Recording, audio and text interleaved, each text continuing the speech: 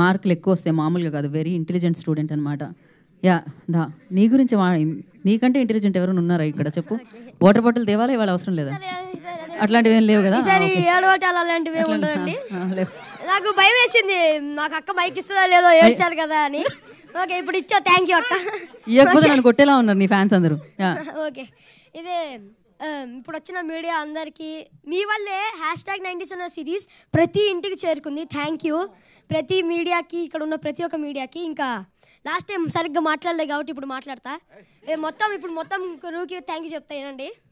Okay okay first మా అక్కతో start చేస్తా.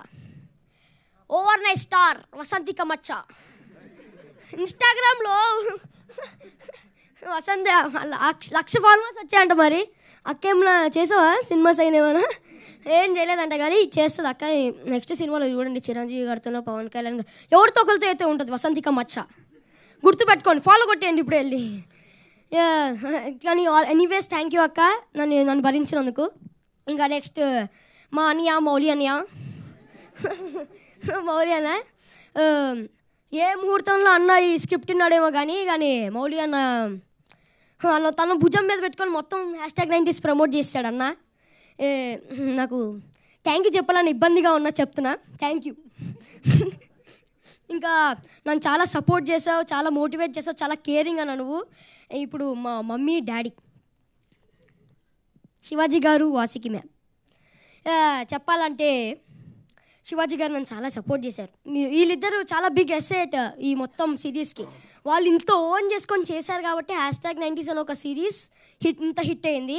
ప్లస్ ఇప్పుడు వెరీ వెరీ వెరీ ఇంపార్టెంట్ వినండి, వెరీ వెరీ వెరీ ఇంపార్టెంట్ వినండి, చెప్తున్నా మర్చిపోయా. నువ్వు మర్చిపోయావు కదా, వాళ్ళు ఇంటనే ఉన్నారు, నీకు రావట్లేదు లోపల నుంచి. మా రాతలు మార్చేసిన captain of the ship, James Cameron of the series Aditya Hasan అన్న.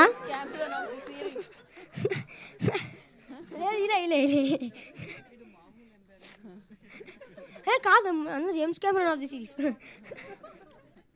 కంటిన్యూ రావట్లేదు కదా. నేను ఒక్కటే అడగాలనుకున్నాను, సీజన్ 2లో అయితే ఉంటాయి కదా? ఓకేనా, ఉంటాయి కదా?